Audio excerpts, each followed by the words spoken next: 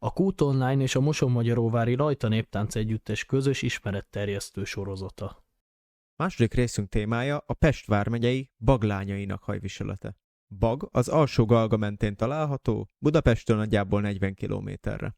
A 18. század során a korábbi háborúk miatt megfogyatkozott lakosságot szlovák és német telepesekkel pótolták. A 20. században népművészetéről ismertté vált Palóc település a hagyományőrző táncegyüttese által jutott kiemelt szerephez a néptánc mozgalomban. A Bagi Néptánc Együttes 1976-ban vette fel Muharai Elemér nevét, aki az 1950-es években segítette a csoport munkáját.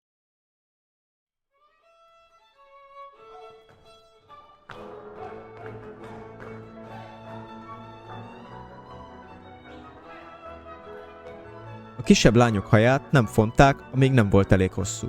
Miután megnőtt, a felső rész elcsatolását követően egy ágba fonták, tarkótól a haj végéig. Addig fésülték így a lányokat, amíg nem lettek nagy lányok, nem kerültek el a dósorba. Az idősebb korosztályok fésülködési szokásait a következő részekben mutatjuk majd be.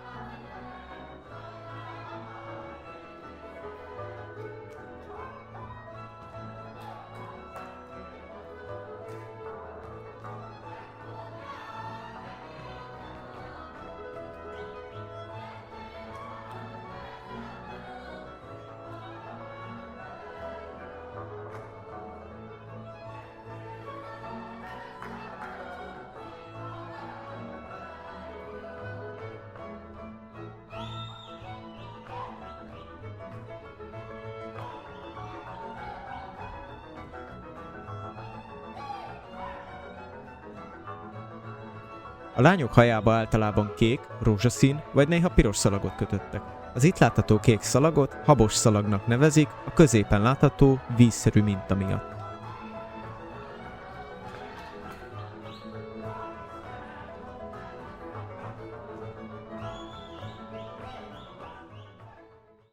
A Kult Online újság működtetése eddig főként önerőből történt. Ha fontos számotokra a munkánk, kérjük segítsetek működésünk fenntartásában támogatásotokkal. Az ezzel kapcsolatos információkat weblapunkon találjátok.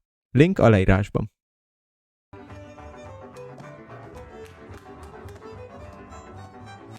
Köszönjük a segítséget Tóth Gergőnek és a Bagi Muharai Népi Együttesnek.